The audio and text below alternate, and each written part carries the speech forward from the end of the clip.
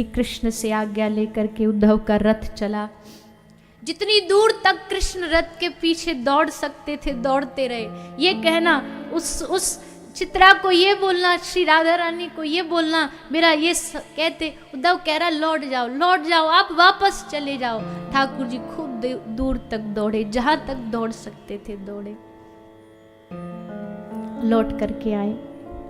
उद्धव वृंदावन की सीमा में प्रवेश करता है। उद्धव वृंदावन के उस सीमा में पेड़ों के मध्य से गुजरता हुआ भीतर जाता है। उद्धव ने देखा, दिन रात हमने वृंदावन की महिमा सुनी, वृंदावन ऐसा है, वृंदावन के वृक्ष ऐसे हैं, ये क्या? तो पूरा जला, सूखे पत्ते, सूखी यमुना, एकदम जंगल पड़ा हुआ है। ये कैसा वृंदावन है? यहां के वृक्षों की तो पारिजात से तुलना होती थी। क्या हो गया इस वृंदावन को? तभी कुछ पक्षी आए उड़ करके, उद्धव के रथ को परिक्रमा लगा रहे, मानो पूछ रहे हैं गोपाल कहाँ है? कृष्ण को नहीं लाया तू?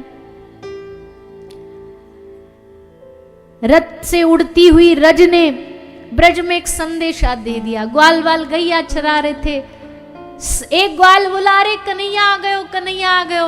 बस जैसे कहा कन्हैया आ गयो, पूरा वृंदावन हरा भरा हो गया, पेड़ पर पत्ते आ गए, यमुना जी खिलखिला करके हिलोरे लेकर के बहने लगी। उद्धव की आंखें फटी की फटी रह गई। ये क्या? अभी तक तो ये वृंदावन मर चुका था, पर इसमें प्राण आ गए वापस जब पता लगा कि कृष्ण आए। सखा बोले चलो चलो जल्दी चलो, कन्हैया आया है। मनसुख बोला मैं ना जाऊंगा। वाकू कहो रथ से उतर के मेरे पास आए, मेरे चरणन में पड़ के माफी मांगे, तब माफ करूंगा, तब वाक की ओर देखूंगा। सब ग्वाल बाल बोले तुम बच्चा, वो हमारे ढोरे आएगा, वो हमारे पास आएगा। रथ आया नजदीक सखाओं के, एक ग्वाला बोला कन्हैया आ गया, कन्हैया आ गया। मनसुख ने कहा नहीं आया। तू इतने भरोसे से कैसे कह सकता है कि नहीं आया? रथ तो आया है देख। बोले नहीं आया, इस भरोसे से कह सकता हूं कि अगर हमारा कन्हैया होता ना तो अब तक रथ से दौड़ के कूद के हमसे आके लिपट चुका होता। ये कोई उसके वस्त्रों में नकल करके आया है, पर ये अपना कन्हैया नहीं है। पता चला कृष्ण नहीं आए। जैसे कहा कृष्ण नहीं आए, फिर से वृंदावन वीरान हो गया। उद्धव इतना तो समझ गए, यहां आते ही ये वृंदावन जगह नहीं है, ये वृंदावन भूमि नहीं है, ये चिन्मय है, चैतन्य है। ये भाव बदलता है, ये रूप बदलता है, ये स्वरूप बदलता है। कौन है तू? मैं उद्धव, कृष्ण का दूत। मनसुखा बोला ओ, तो अब दूत भेजने लगा है। अब क्या चाहिए तुम मथुरा वालों को? तुमको जो चाहिए था तुम ले गए। अब क्या तुमको यहाँ का हाल देखने भेजा है कि मथुरा वाले जी रहे हैं कि मर रहे हैं? ब्रज वाले? उद्धव बोला मैं ये सब बताने के लिए नहीं आया हूं, मैं कृष्ण का संदेश लेकर के आया हूं, मुझे नंद महल का रास्ता बता दो। ग्वाल वाले बोले अच्छा, तो हमसे मतलब नहीं है तुमको, जाओ जाओ मिलो नंद यशोदा बाबा से। गए उद्धव, नंद महल में प्रवेश किया। ब्रजपति श्री नंद बाबा खिरक से आ रहे थे। ये रथ रुका, आंखों ने देखा कहीं, लेकिन आग जब खोली तो देखा कि ये तो कृष्ण का मित्र आया है। चलो शाम का मित्र है, मेरे लिए तो तू कृष्ण ही है। गले से लगाया बाबा ने, अंदर बुलाया, यशोदा देख कौन आया है। यशोदा मैया बोली ने धीरे बोलो, पूरी रात ऊधम मचायो या कन्हैया ने, कभी यहाँ भागो कभी वहां भागो, पूरी रात नहीं सोयो, जैसे तैसे अब जाके पलना में सुला के आई हूं, इतनी जोरते बोलोगे जग जाएगो फिरते। उद्धव ने कहा मैया किसकी बात कर रही हो? बोले मेरो लाला सो रहे हो पलना में। उद्धव बोले पर मैया तेरा लाला तो मथुरा में है। जैसे याद आया कि कन्हैया तो मथुरा में है, मैया वहीं जमीन पर बैठ गई।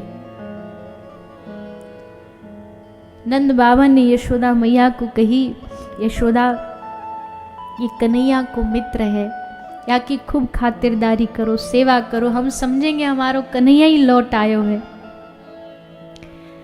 तीनों बैठ गए। नंद बाबा कह रहे उद्धव ये जो जीवन देख रहा है ना तू, ये सब हमारी कन्हैया की देन है। वानी हमको सबसे बचायो, सब दुष्टंते बचायो, गिरिराजी धारण करके या पूरे ब्रज को बचायो। हम सबका जीवन प्राण सब कन्हैया की उधारी है, सब उसका दिया है। उद्धव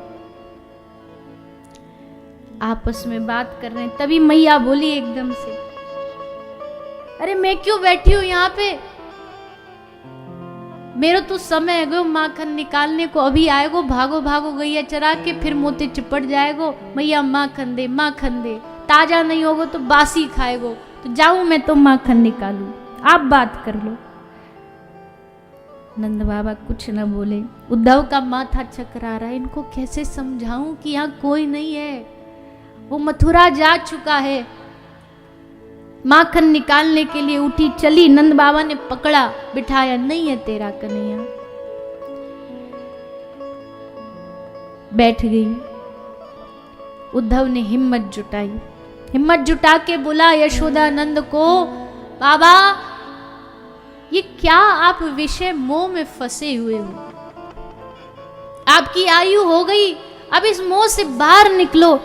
आप जिस कृष्ण को पुत्र मान रहे हो वो पुत्र नहीं है आपका, वो ब्रह्म है, वो परमात्मा है, वो आदि पुरुष है, वो साक्षात नारायण है। आप कृष्ण तत्व को समझ नहीं पा रहे हो। खूब ज्ञान शुरू कर दिया उद्धव ने। आप भूल जाओ कृष्ण को, वो तुम्हारा नहीं है, वो जीव चराचर सबका है, सबके लिए। यशोदा ने नंद बाबा की ओर देखा और बोला क्या कह रहा है ये? भूल जाओ। नंद ने कहा कि तुम बृहस्पति के शिष्य हो, बुद्धि सत्तम ज्ञानी हो, हम तो गवार हैं, पर एक प्रश्न है। हाँ कृष्ण भगवान है? हाँ कृष्ण भगवान है। नंद बाबा ने कहा तो किस ग्रंथ में लिखा है कि भगवान को भूल जाना चाहिए? उद्धव सही किया तूने। मेरे मन में कभी आता था कि हम सचमुच बुढ़ापे में मोह में फंसे हैं, पर तूने आके आज भ्रम दूर कर दिया कि वो हमारा बेटा नहीं है, वो परमात्मा है। परमात्मा को तो याद करना चाहिए ना, इसलिए हम उसको याद करते हैं। स्मरताम कृष्ण विरियानी। उद्धव हमारा एक ही काम है, एक ही धंधा है, हम बैठ कर के बस कृष्ण को याद करते हैं। चलो अब सो जाओ, हमसे तो नींद रूठी हुई है, पर तू तो कम से कम आराम कर। सोया उद्धव, पर उद्धव को भी आज नींद कहाँ आने वाली थी।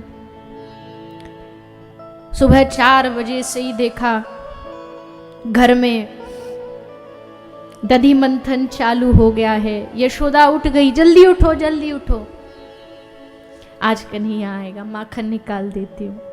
नंद बाबा कह रहा भी सो जा। उद्धव सुन रहे हैं।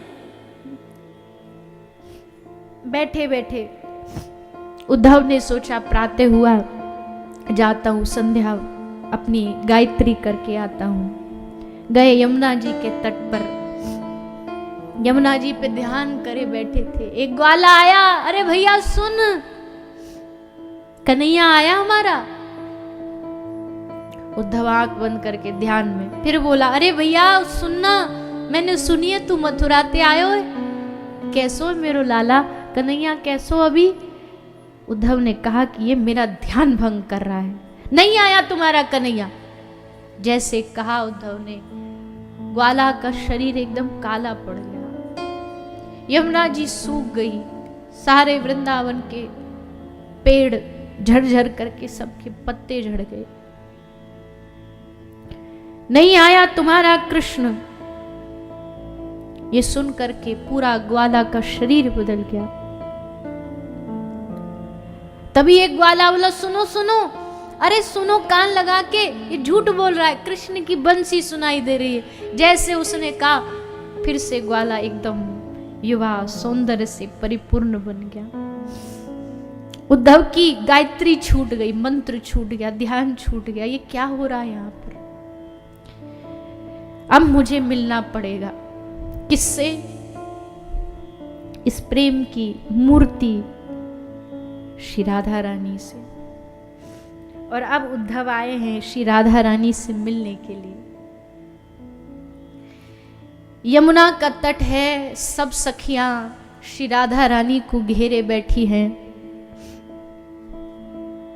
ललिता समझा रही है, हे श्री जी, आपकी ये स्थिति अब देखी नहीं जाती, भूल जाओ उसे, संभाल लो अपने आप को। उद्धव ने देखा एक प्रकाश दिख रहा है, वो प्रकाश ऐसा, उधर से जो हवा भी आ रही ना, उसमें भी सुगंध आ रही।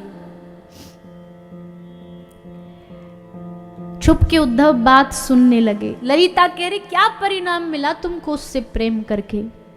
वो निष्ठुर है, दिन रात आप उसके लिए रोती हो, आपकी दशा क्या उसे पता नहीं होगी?